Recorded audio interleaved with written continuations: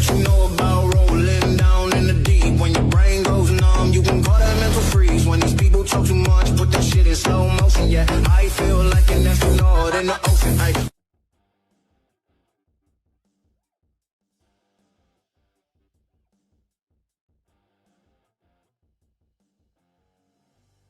Welcome to another edition of Let It Be Known. It's a Wednesday morning, and we're if you're in the Northeast, it's raining. It's dry, not dry, but dark. But welcome. I'm your host and founder, and we are sponsored by One World Products, Triumph International, Salem Clinic in Ontario, Canada, and our partners at the Bail Project, which is helping keep families together and fighting an unjust bail and justice system where they are supported.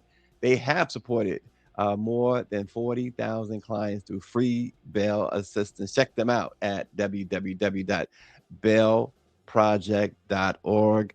Several things to start off with. Of course, we saw the James Tallarico defeated Jasmine Crockett yesterday in the Democratic primary, but it also shows too that there's a lot of not only problems within the party, but problems at the ballot box.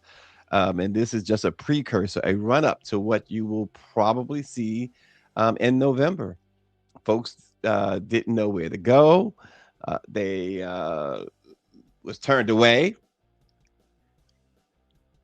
It's it's a test run to what's going to what they want to do in November, and that is for sure. I'm not saying that there was cheating involved, but you have to be skeptical when folks say they were turned away. Wrong place, they said. I think Dallas had a lot of problems over there, up and down Texas, I guess. Lots of issues there. So we'll see. The haters will now come at Jasmine. We see what's her Tommy Lauren or whatever her name is with the spewing the racist stuff. But she'll yeah, or oh Jesus, I'm saying that cheating was involved. And they'll pull out no stops because James Tallarico, he was using some dog whistles as well. He was using some dog whistles as well. There's no question about it.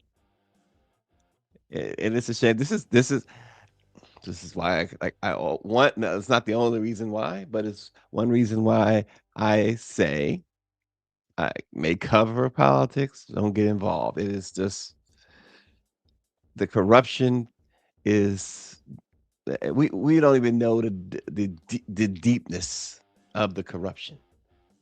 We have no idea. Um, we got a guest this morning. Keith Dorsey will join us. Should be a really good conversation, folks, especially for what he's trying to accomplish and has been trying to accomplish for women in the boardroom. It is Women's History Month. So we'll be talking to Keith Dorsey. He should be joining us soon.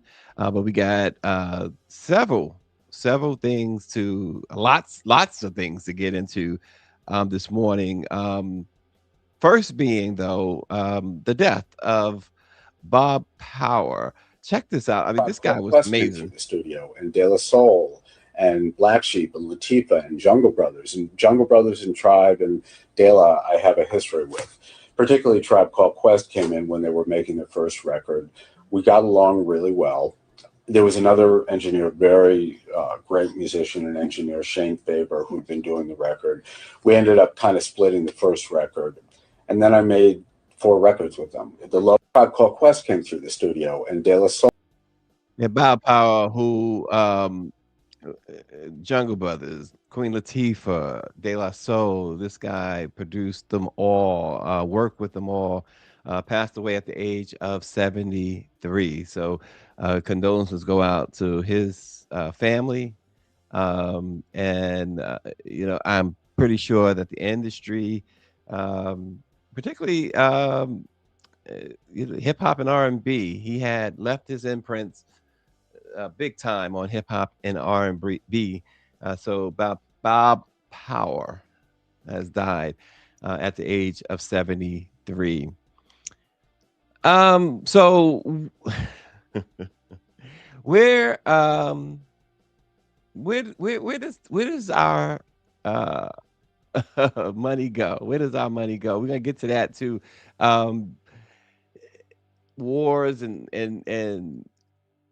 all of this other stuff, but no healthcare, no uh they don't want SNAP, they don't want Section 8, but they want to do some other things.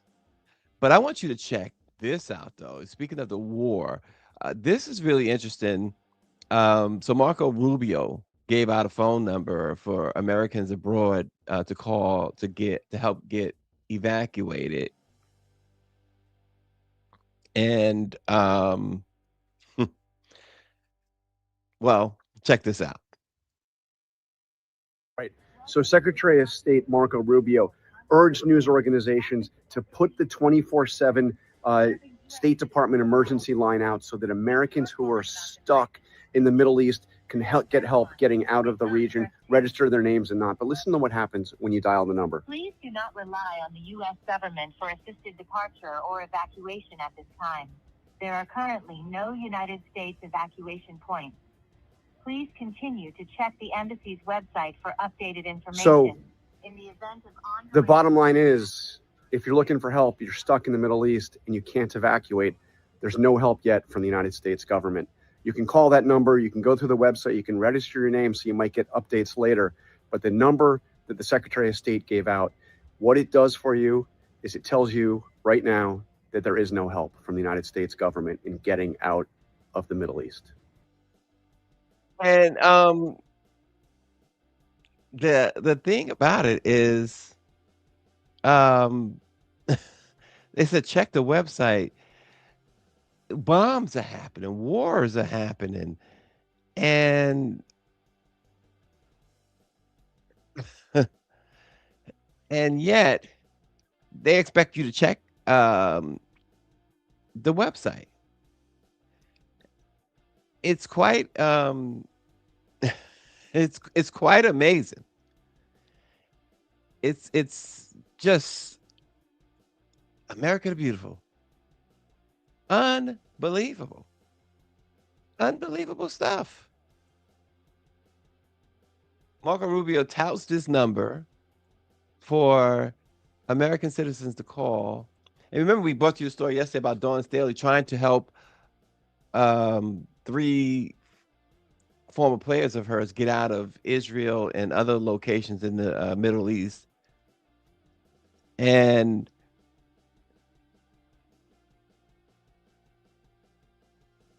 we got this.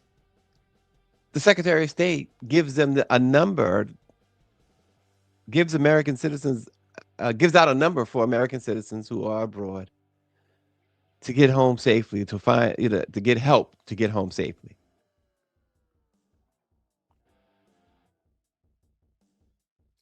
And this is what happens. I mean, give me a break. Trixie's writing in on Instagram. She says she has a cousin who's her name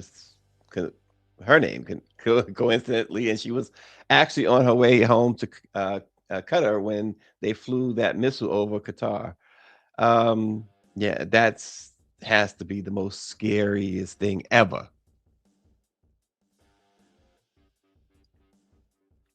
Has to be the most scariest.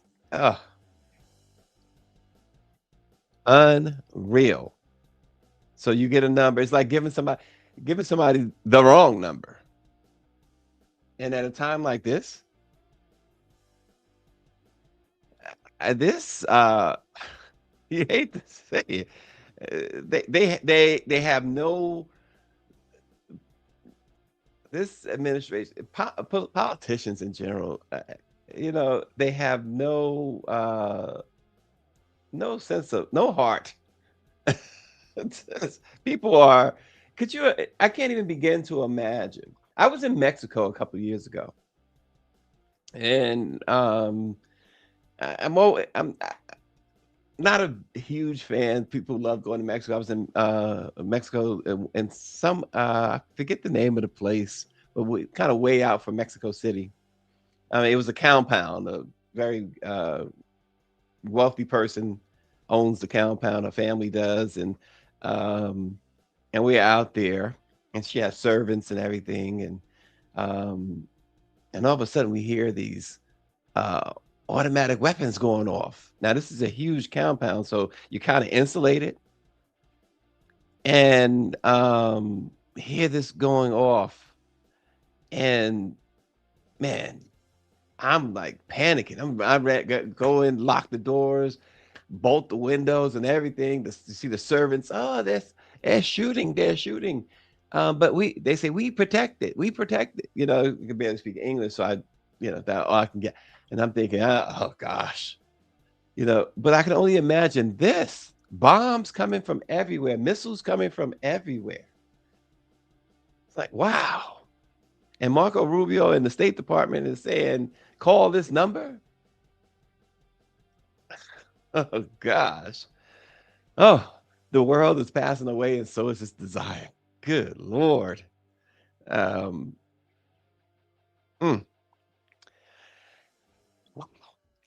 And again, speaking of, and we talk about how the government is talking about saving money and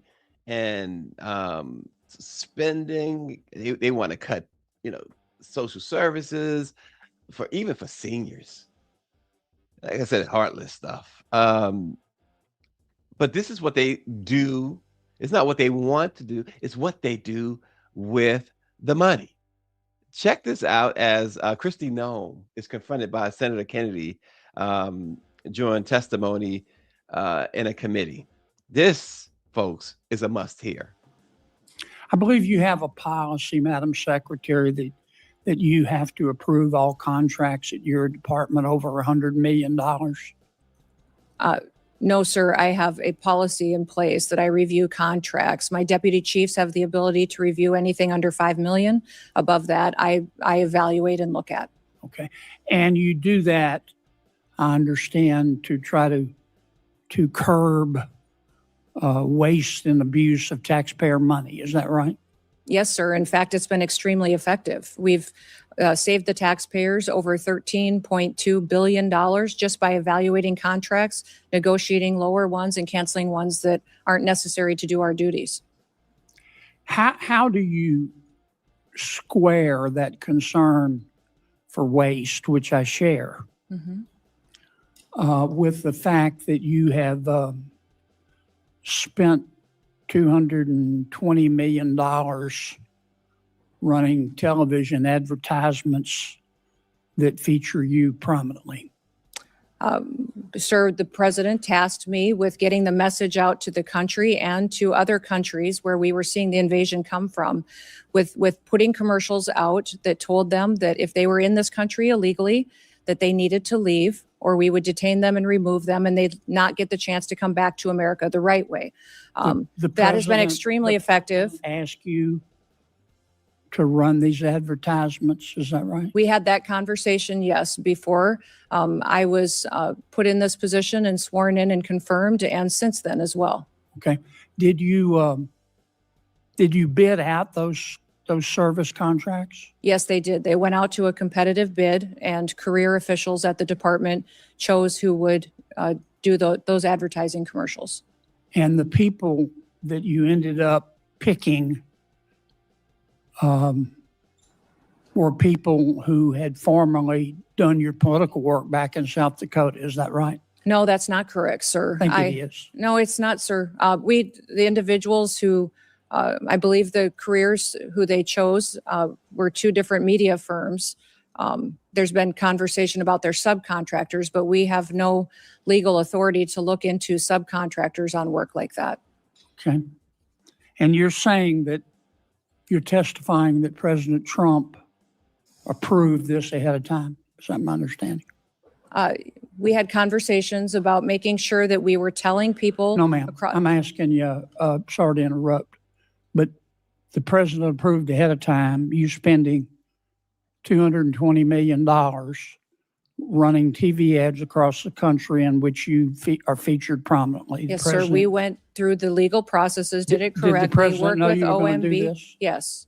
He did. Mhm.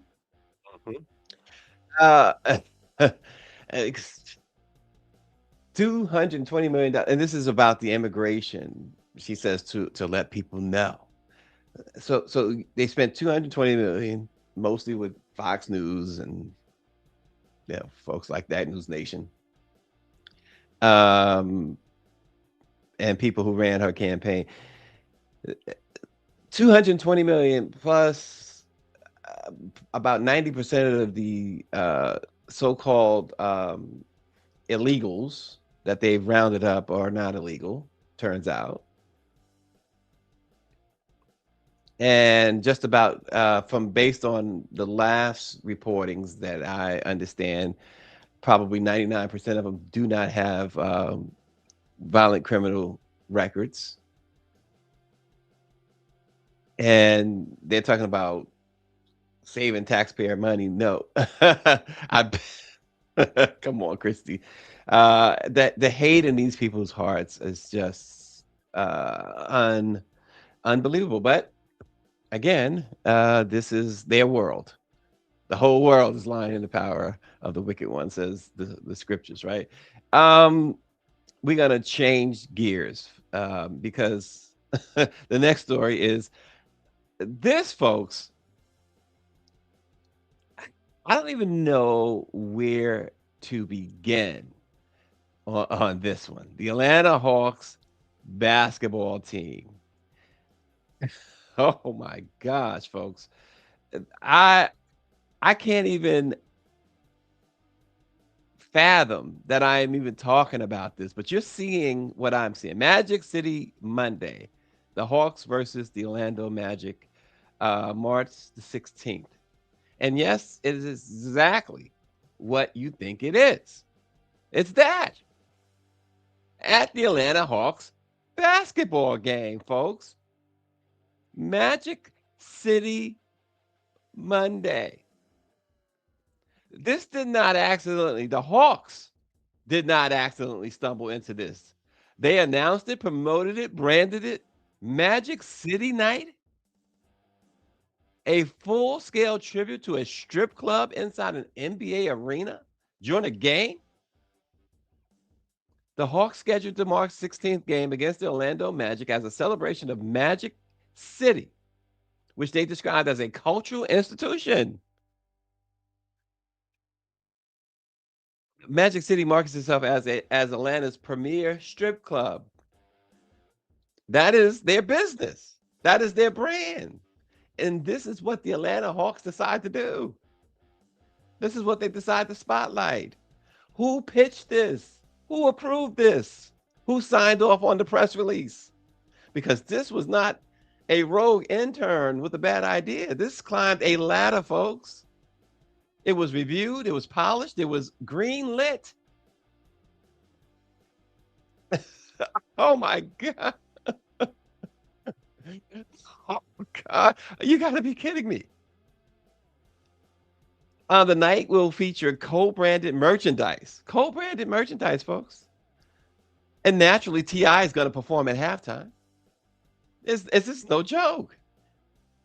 And they say they're going to have Magic City's world famous lemon pepper wings. How are they world famous? They leaned all the way in. This is a full embrace.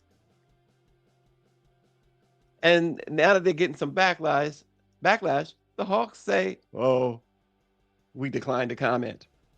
Well, that silence says everything. San Antonio Spurs center Lou Cornett had the courage to say what leadership in Atlanta apparently would not. He called for the event to be canceled.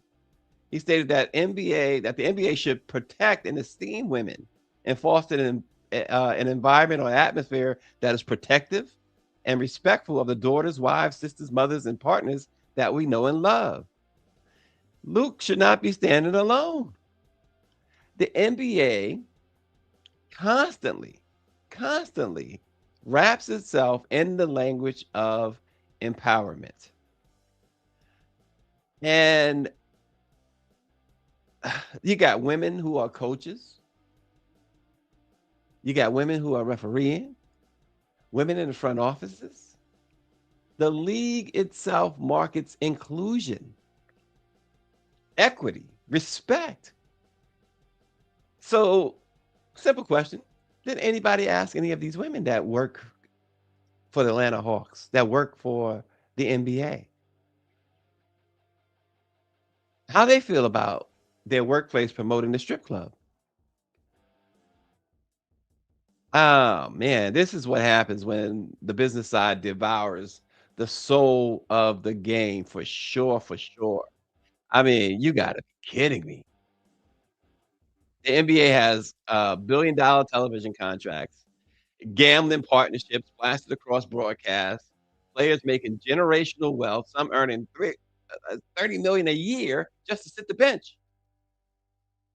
Owners whose franchise valuations soar every single year, and still somehow the marketing well runs so dry that you create or you reach for a strip club to create buzz.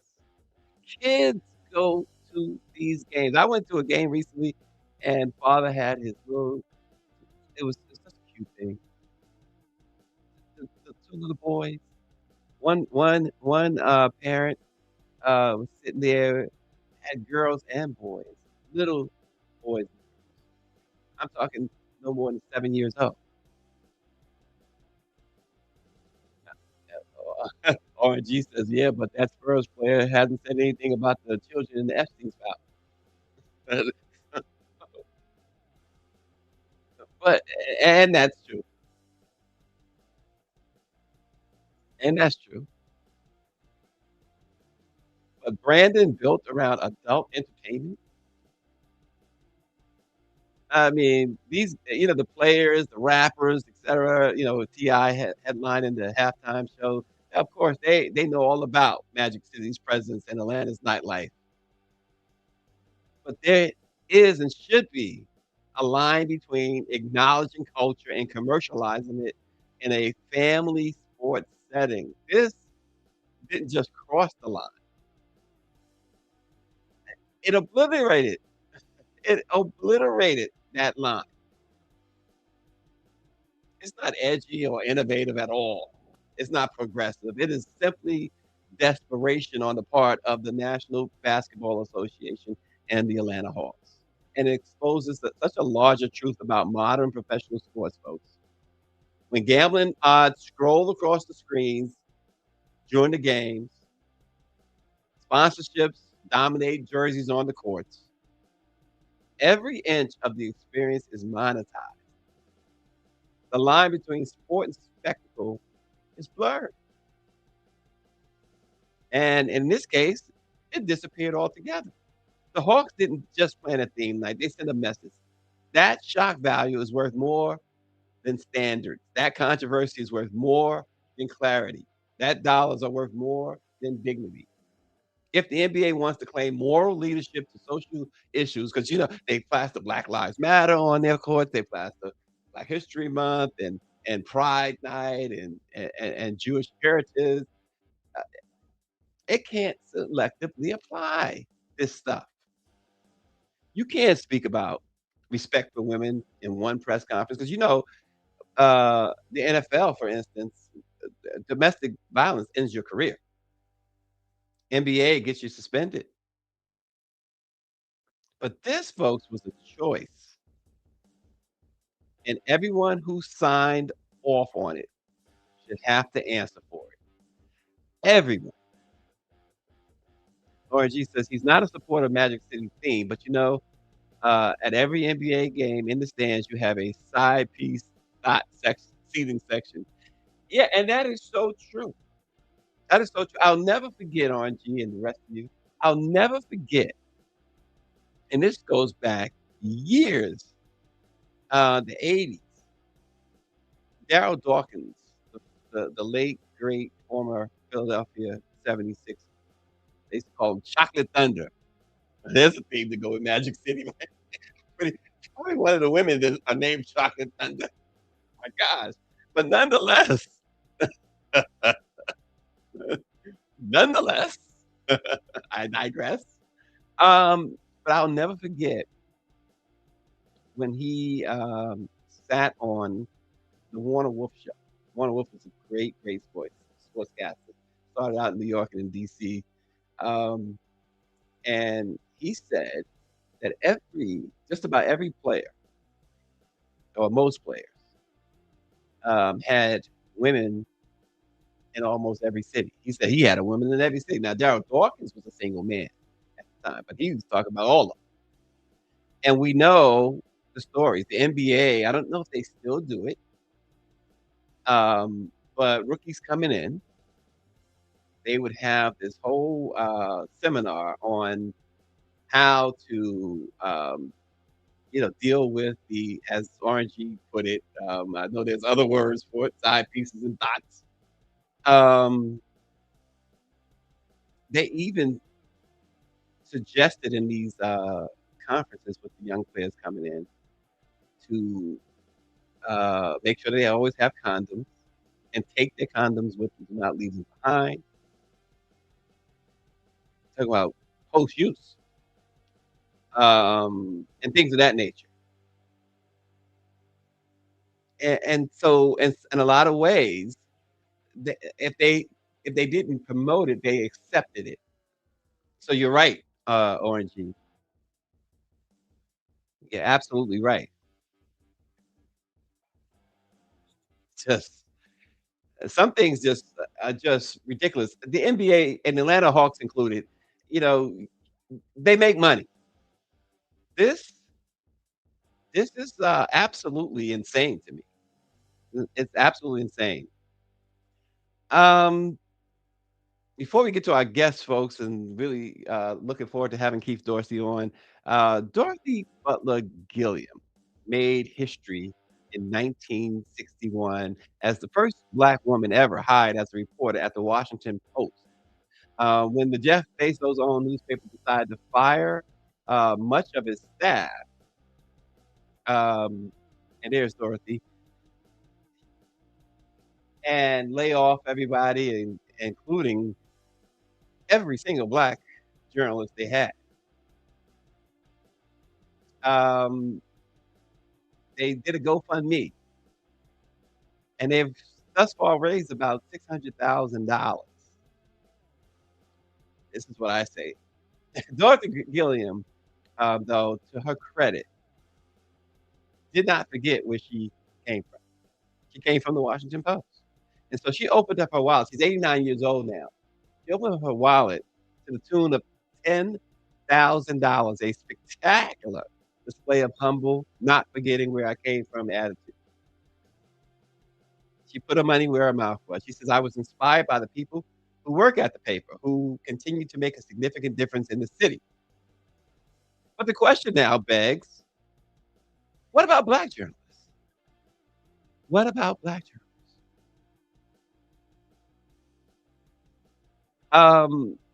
And I say that as you look at, that's not $600,000, because that is Black press. For nearly a century, the National Newspaper Publishers Association has represented the Black press of America, which was founded 199 years ago this month in New York. So 1 year shy of the 200th anniversary. And after years of declining revenue and the Trump administration's policies that have paved the way for companies to stop financially supporting the Black press, Black-owned media, the NNPA could no longer pay its employees. It led to massive furloughs in December of 2025. And according to NNPA President Benjamin Davis, the NNPA has still not paid salaries in 2026. That leaves Black journalists jobless and unable to care for their families with rising healthcare costs and other necessities, college tuition. That GoFundMe, you see, was one of two that began months ago, long before the Washington Post. In fact, two gun GoFundMe's later and and just about $3,000. No one is riding on their white horses as of yet to assist Black journalists. Will it be you? Will it be you? Um, so again, what Miss Gilliam did is so noble. But again, will it be you? Asking for a friend. Women currently hold about 30% of seats on corporate boards while representing 50% of the population in the US. Keith Dorsey wants to change that. Dorsey is a governance expert and executive advisor. He has spent decades helping leaders claim seats at the board table. Keith will speak to us directly to what optimal diversity truly means in the boardroom, how purpose driven leaders sustain resilience under relentless pressure, and why inclusive leadership is non negotiable for growth and innovation. He also has clear, actionable guidance for women and minority leaders navigating the journey to board seats, both corporate and nonprofit. He is the author of The Boardroom Journey, an actionable blueprint about how to get a seat at the table. And joining us now is Keith Dorsey, Dr. Keith Dorsey, we should say. Good morning. Good morning, Stacy. How you doing? I am doing well. It's good to see you. Good to have you, Keith. Likewise. Thank you for that introduction. Oh, absolutely. So I want to jump in there. Women make up, as we said, half the population, but hold only about 30% of board seats. Why? What is the real barrier, I should say? Access, bias, or is it will? You know, it's a combination of many things as far as that goes, Stacy. The bottom line, though, is there's this similarity theory that's out there.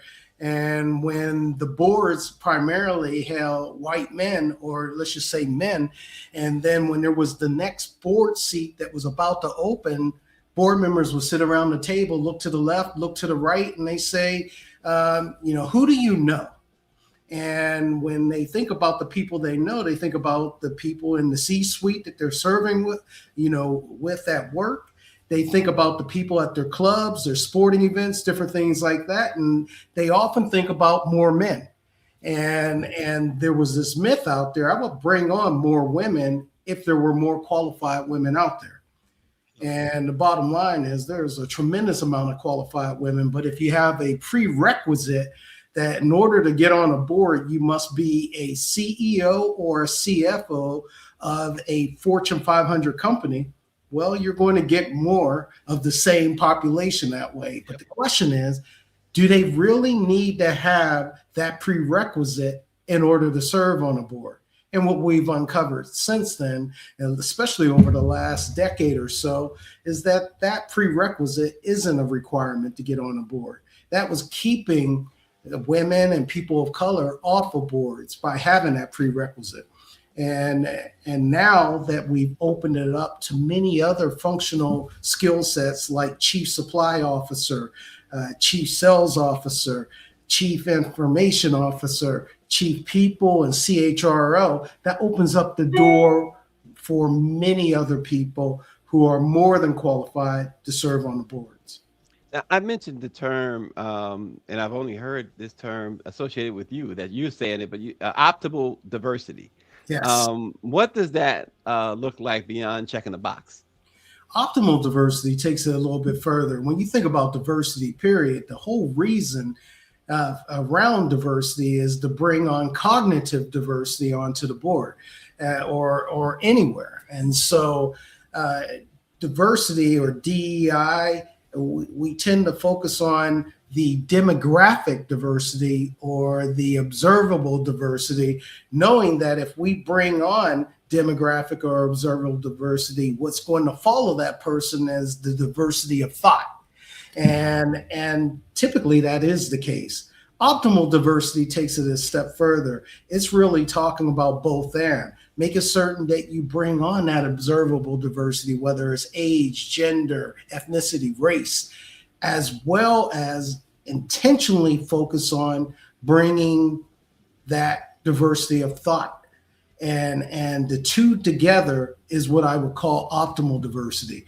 Optimal diversity takes off the table that reverse discrimination claim that's out there right now. Because when you're focused on optimal diversity, you're asking everyone to look within themselves and talk about what differentiates themselves from anyone else. And so you're not discriminating against anyone in those scenarios. You're actually bringing on what I would call differing perspectives. When you have differing perspectives sitting in a room, you go from this aperture to this aperture, and you begin to ask different questions. By asking different questions, you begin to mitigate, and you better mitigate risk. So optimal diversity gets rid of that gaslighting that's going on right now, and it opens up the door for anyone, any walk of life, to be able to show their differing perspectives and intentionally bring their whole authentic self to the table, and get rid of this whole idea that we can't have meritocracy and diversity in the same room, that the two truly can coexist, because the baseline of diversity is qualifying, is meritocracy, is the fact that you're more than capable. That's table stakes. You got to prove that you could do the job. And in most situations, the diverse individual that made it to the interview has more qualifications than the people that are already serving, because women and people of color oftentimes believe we have to do one or two more things before we're even throwing our name in the hat. And so we have that much more education. We have that much more experience. We just have to teach people where to fish, how to fish where the fish are in the right ponds. There's more than enough qualified people out there. And then question why we have certain prerequisites out there, and challenge our thought processes as to, do we really need to have those prerequisites, or are we keeping people out as a result of those prerequisites? You know, we often hear the phrase cutting your nose to spite your face. What's the financial consequence of a board that lacks meaningful diversity?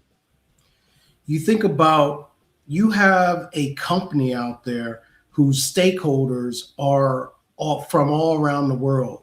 They're selling to certain populations. Let's just say 40% of their sales are to the Hispanic community, 30% of their sales are to the Black community. Now, in that scenario, 70% of your business are coming from Black and brown communities in this example that I'm giving.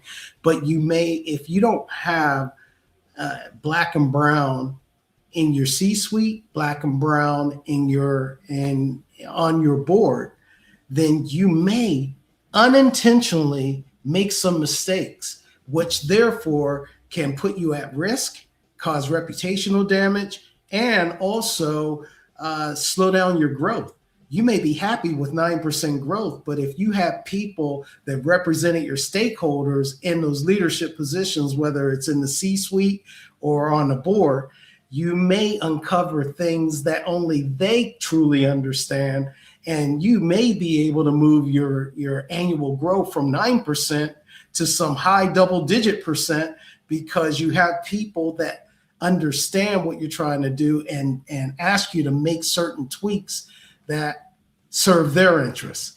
And so for the longest, Stacey, especially during the social justice movement from 2020 to 2024, we were talking about these things around the moral imperative. And I like to think about surfing in that case. We were riding that wave of moral impairment, and it was serving us well. It felt good. And there's nothing wrong with that. The moral imperative is just. However, businesses speak the language of business.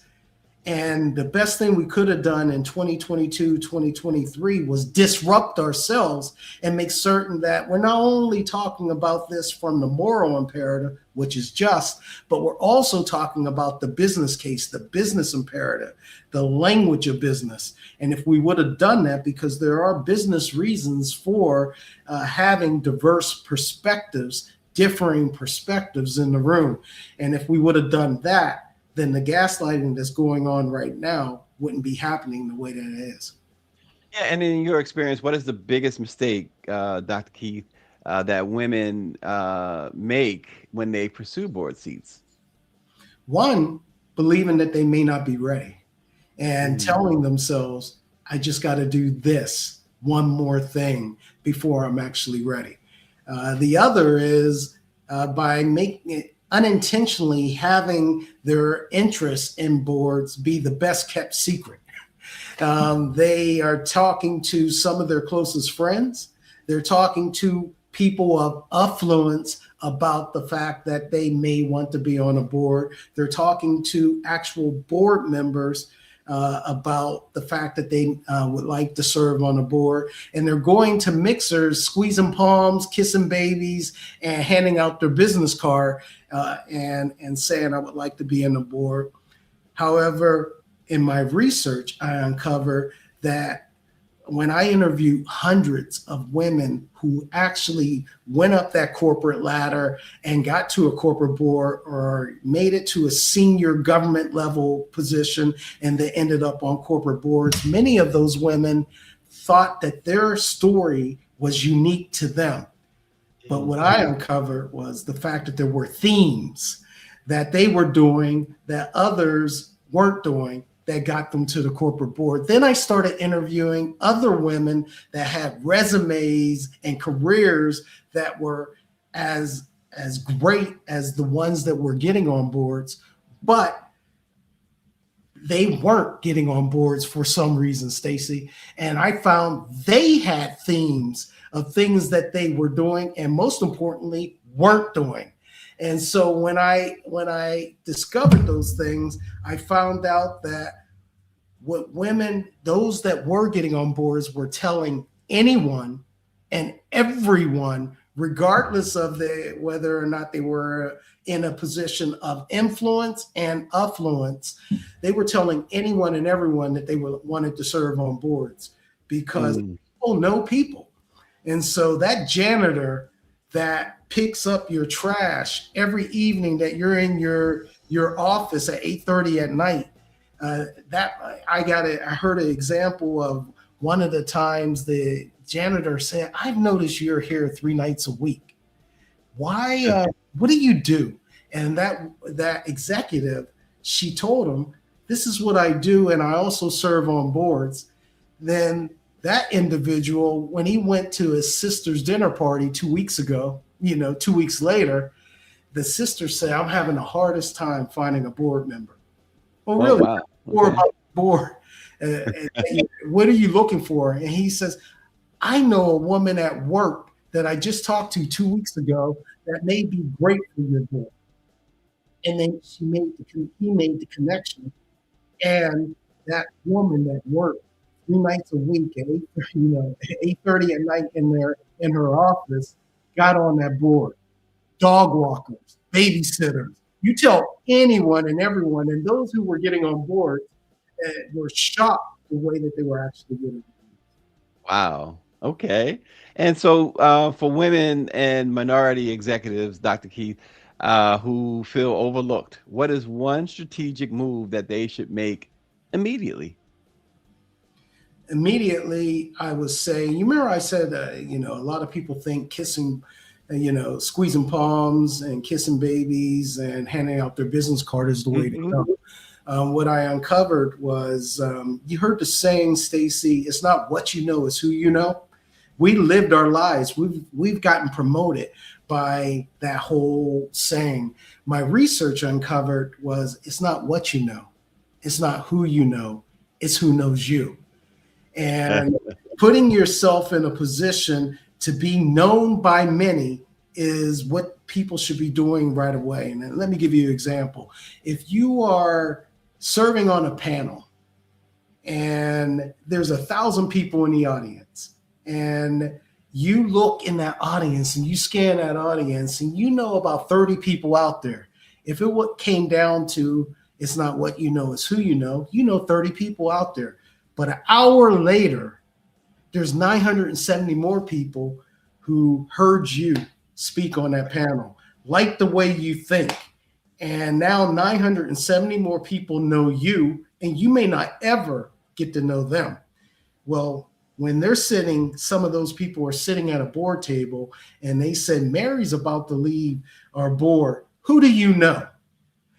Mm-hmm. They say, I just heard, Mary, or I just heard Cindy 8 months ago on a panel, and she had these things to say. I thought she was absolutely outstanding. We need to actually bring Cindy in. You don't know Cindy. So it's not what you know.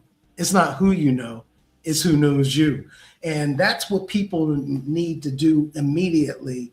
Think about networking, because 70% of the board seats are found via your network. Think about networking differently. Think about writing a blog. Think about publishing articles. Think about speaking to groups. Think about many creative ways to become known. And then that's something different you can actually do to get on a board.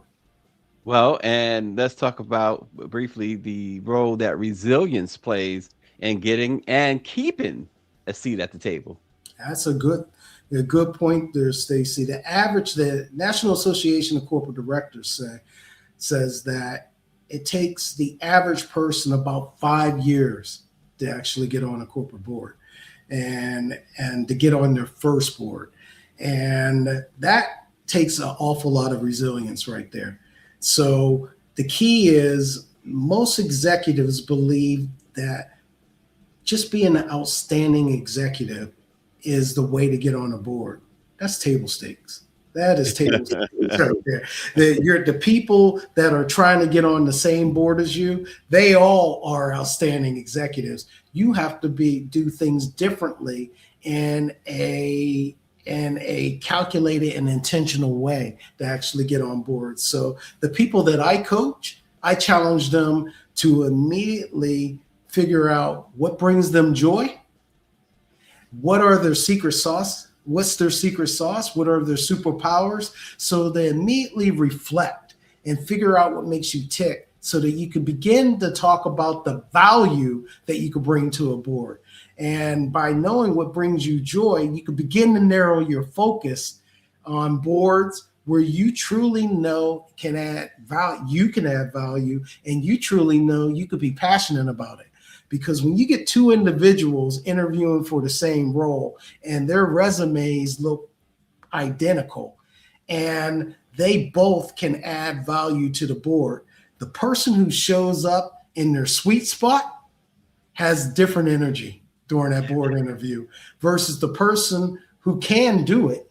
And the saying there, Stacy, is just because you can doesn't mean you should. Right. so that person that truly comes in and they're in their sweet spot, the vibe is different. And so when you got two capable individuals, you're going to go with the person who you enjoyed and connected with most. And when you did your research and your reflection, and you only tend to focus on the areas that bring you joy and you can add value, it's in those scenarios that you can actually have a better win ratio when getting on the board, and it won't take as much energy and resilience in those cases. If you're throwing stuff up against the wall and you have 20 interviews and you eventually get on your first board, how many people have the resilience to be turned down 19 times before they go? Or do they just let go and think that they're letting God and they're saying, apparently this path isn't for me?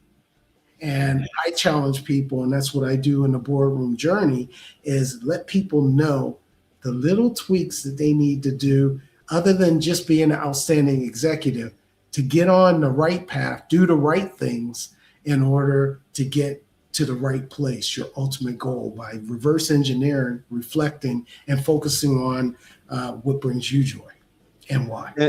And Dr. Keith, finally, let's talk about this, the Boardroom Journey, your book. Eh, eh, what should people know most about this book? What do you hope people take away from this book? Yeah. Back in my 30s, I couldn't even spell the word board, Stacy. And fortunately, my career had such a trajectory that the human capital that I accumulated via education and expertise over the years was attracted to boards. That was luck.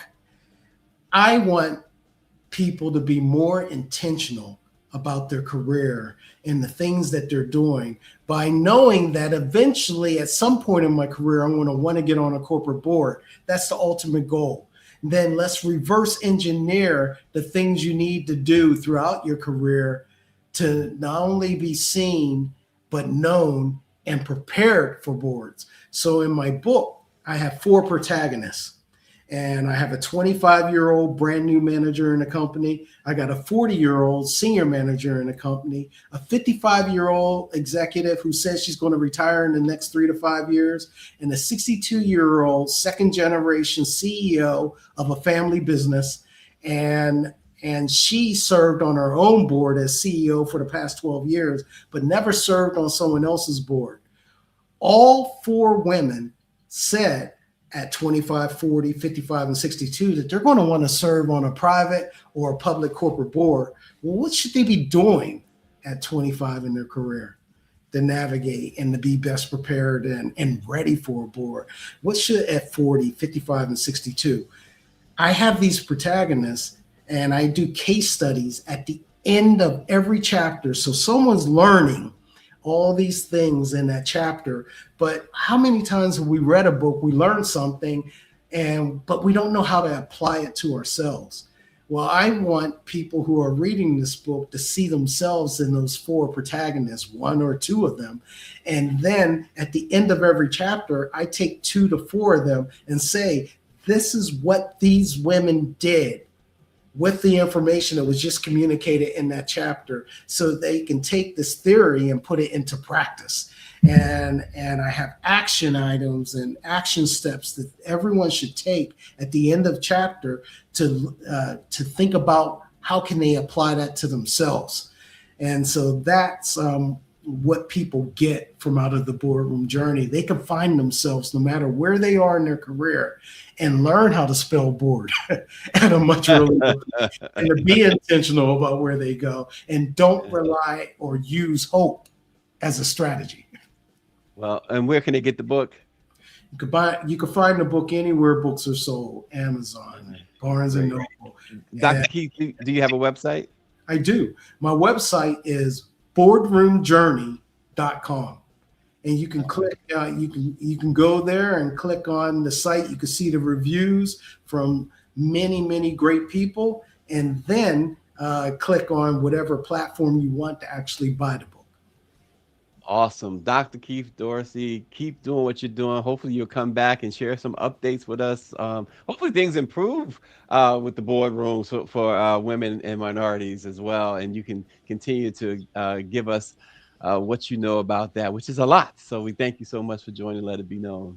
Thank you, Stacy. It's great to be here. Absolutely. Dr. Keith Dorsey, some great information, and check out his book. It's really, I mean, I haven't read the whole book. I've read some of it, and it will hold your attention and educate you. And that's what you want, right? The Boardroom Journey, Dr. Keith Dorsey, some awesome, awesome stuff. We appreciate him so much. And want you to check this out, folks. This is now you want to be inspired. If Dr. Dorsey didn't inspire you enough, which I'm sure he did, here's something else that should help to inspire you, folks. Check this out. Once walked the halls of prison as an inmate, but now Kerwin Pittman owns his own jail, and he's planning on turning it into a place of freedom rather than confinement. For me to be a beacon of light in somebody's life when they're in a dark place, I know how it feels. I remember when I was in that dark place of having a transition and not knowing what the possibility of my life would become. And so to help guide somebody to that next step is extremely important. And I'm grateful to be able to do it. Pittman spent 11 and a half years inside the system of a North Carolina correctional facility and is now planning to use that experience to help others.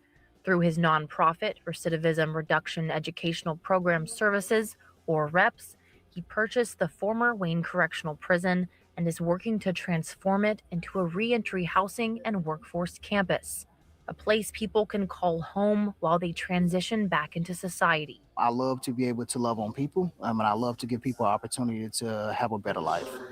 Pittman says this is the first time a formerly incarcerated person in the U.S. has purchased a prison and led a nonprofit to repurpose it. A retired correctional officer who met Pittman while he was still incarcerated and worked in the system for 20 years says the new campus is game-changing for those looking for a fresh start. What he's done here is he's bringing people formerly incarcerated in to where they don't have to go out to get services. The campus will provide transitional residency, workforce development and job placement, educational opportunities, and multiple other programs for justice-involved and justice-impacted individuals. Wow. That's incredible. Kerwin Pittman. We are hoping to have Mr. Pittman join the show in the coming days. Yes, it's an amazing story. Kerwin Pittman is writing there, and we have hopes that we can have him on soon. But the first formerly incarcerated person in the United States to purchase a prison, which he plans to transform into a space for opportunity, healing, and second chances. He's the founder and executive director of Recidivism Reduction Education Program Services, or RREPS, and policy and program director at Emancipate, North Carolina, or NC. He was sent to prison at just 18 years old and served 11 and a half years for conspiracy to commit murder. This past January, it was his 8 years, I should say, 8th anniversary of his release and return to the Southeast Raleigh, North Carolina community where he was raised. And so he launched a nonprofit focused on supporting people returning from incarceration, and he paired advocacy and practical programming to help ease reentry into society. And that's a 400-bed facility that he purchased, that Wayne Correctional Center. And so a place where you never wanted to go. He's transformed it to a place that many may very well want to go.